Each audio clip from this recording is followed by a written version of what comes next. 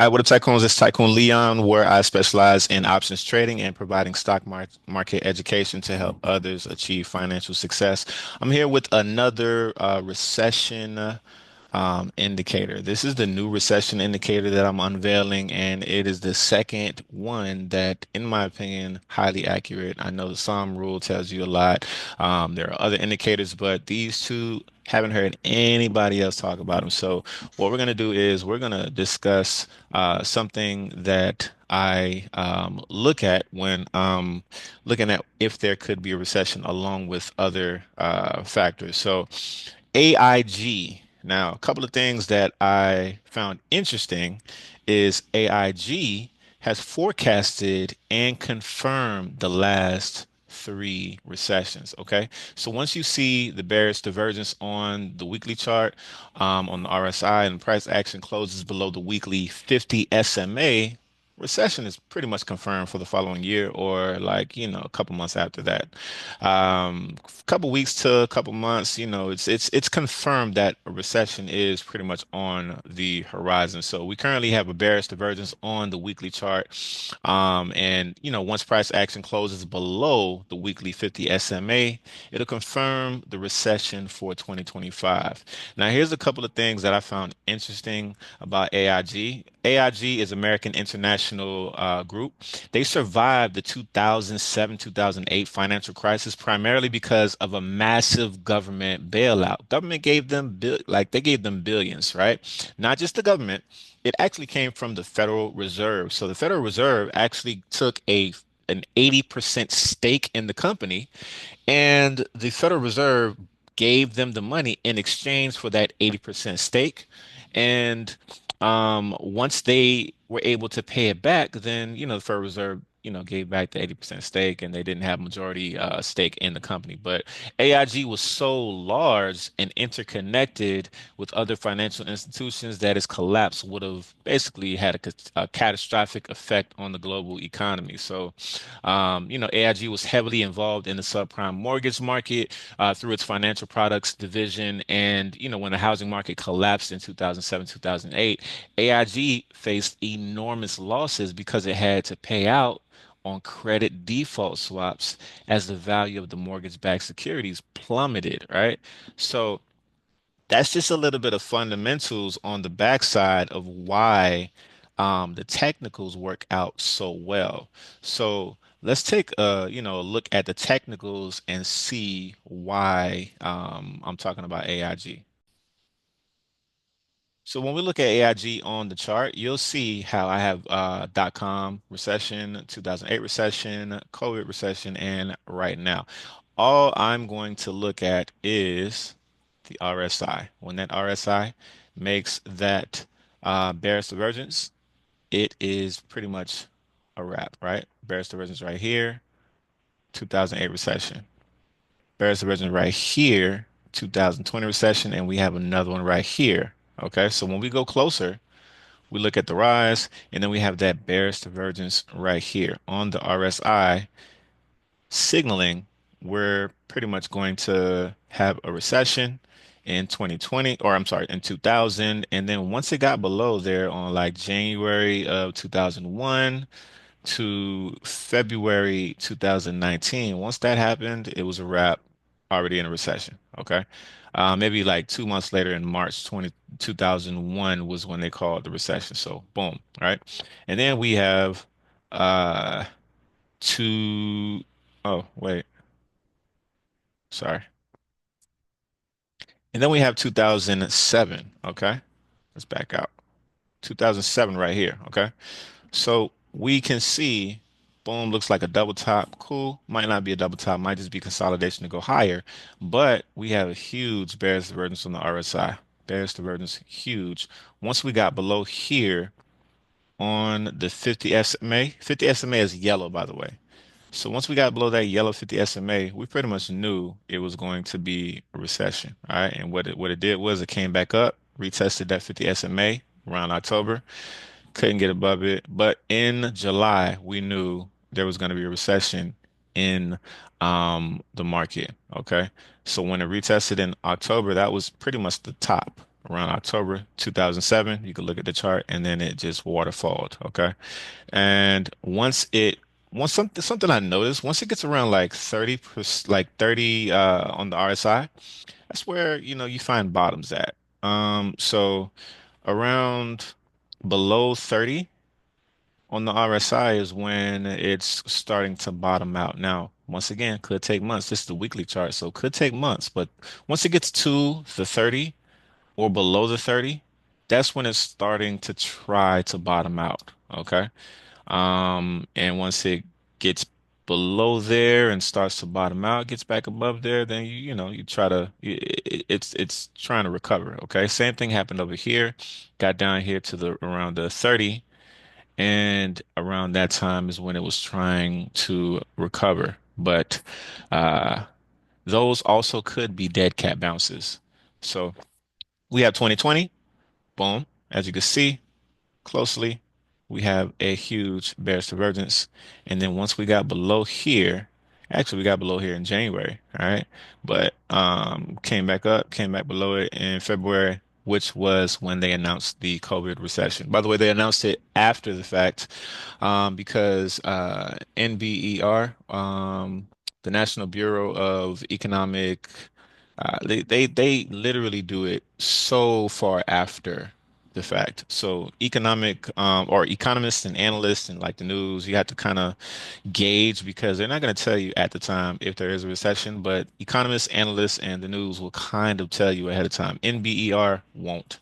They'll tell you way after the fact, maybe months, maybe years after the fact, when they try to look at the data. But we can see it right here. So down here, you'll see, it told us we're in a recession from January and February, and that's when it happened, when we dropped below that 50 SMA, which is in the yellow. Bearish divergence told us way ahead of time. Okay. So coming to now, got a bearish divergence similar to what we had in 2020, right? Had that bearish divergence, consolidated a little bit, dropped below, all right? And when we see 2007, it doesn't even look similar to that. To me, it looks more similar to 2020, all right? So, and also you can see when we got oversold below the 30 on the RSI. It went oversold, but once we got oversold, that was when it was trying to recover. That was when it was signaling an impending bottom, a bottom that was coming on the recession. All right. Now, excuse me, you'll see that we are dancing on that 50 SMA on the weekly, but we have the bearish divergence already. So that's already the indicator that a recession is coming right here. Bearish divergence, it's coming. Whether people want to announce it or not, it's going to be here whether you like it or not. So there's a lot of, bulls and bear rhetoric, but looking at the data, there's going to be a recession, bro. Once this AIG drops below the 50 SMA, which as you see, it hasn't done, and we've been bullish. We've been super bullish. If it never drops below this 50 SMA, we don't have a recession, in my opinion. We just keep going up. But once you see AIG drop below the weekly 50 SMA, bottoms up. Might not be right then, a couple weeks later, but it's right around the corner. So if you look at this, and if you look at the past three bad recessions, 2020, 2007, 2020, 2007, 2008, and the dot-com bubble, you'll see that this is a highly accurate indication that we're going to have a recession. How bad will it be? We don't know. I'm estimating around like a 60% drop on the S&P 500, around 60 to 62% drop. I think we're going to get back to around maybe 2,200 on the S&P 500. That doesn't have to happen. It could just do one of the shallow ones and, drop maybe 20%. 20 in the 20% range, have a little brief recession, and then pop back up. But in my opinion, it would be much better if we have that 61, 62% drop down to the 23, 2200 range on the S&P 500 now. Because if we wait until later, then it's probably going to be like depressionary, drop, like a super horrible crash. So anyway. No gloom and doom, just looking at the technical indicators. This tells us we're probably going to have a recession if we drop below that 50 SMA on the weekly and close below it. That's going to confirm. And then once we drop below this 30 on the RSI on the weekly for AIG, when we get oversold or drop below the 30, that is when we're going to start looking for the bottom. As you see right here, we dropped below it. We started looking for the bottom around there, right? Boom. Kept dropping below it, right? But we're looking because it's below 30. So we're looking for that bottom within the next, couple of weeks or whatever. And that also works as you see on the previous recession, which was 2008. So every time it hit the 30, it bounced. Those were dead cat bounces. Okay. So the 30, even if you don't use it as a bottom, you can use it as a dead cat bounce. All right. Boom. It's going to bounce. Boom. It's going to bounce, dead cat bounce. As long as it's below the 20 SMA on the weekly as well, it's just going to keep going. All right. Boom, got to the 30, bounce, dead cat bounce, got rejected at 20 SMA, and continued to be oversold. All right. And then, as you see, we got above the 20 for the first time right here. That was an indication of light saying that, we are possibly coming out of the recession and we are bottoming. So if you correspond the dates that I'm, telling you about with actual recessionary dates, you'll see that they line up. The end of the 2007 recession. So it started around 2000, December 2007. All right. So as you see, we saw the bearish divergence right here. December is when we saw the recession. All right. December 2007. Um, June 2009 was actually the the date that it stopped. So around June 2009. So see, around April is when we saw it hit about the 220 SMA, and then around that time, around August, yeah, around June, it was already done. So April, once it got above that 20 SMA on the weekly, it already showed us, hey, you know what? We're going to be coming out of this recession, and June 2009 was the end date for that. So just looking at it from a standpoint of what the data is showing us, you see we got below here on February 2001, but March 2001 is when they announced the recession. So around March is when they announced the dot-com bubble recession. So 1 month later, okay? Um, COVID was pretty much a flash. So like, right when it dropped below here in January, a month later, recession, okay? So when you see this drop below here, you already know that we are coming up on a recession. So AIG definitely under utilized indicator because it was too big to fail. Why would it fail us now, in my opinion? Like, why would it fail us now? So looking at the bearish divergences, that is how you can tell looking at the bearish divergence coupled with the weekly 50 SMA, that is how you can tell when the recession exactly is coming. So how do you utilize this along with your portfolio? Hey, once you see AIG drop below that 50 SMA, all right, cool. Now you can assess your portfolio if you wanted to sell some things or if you wanted to assess some positions or whatever.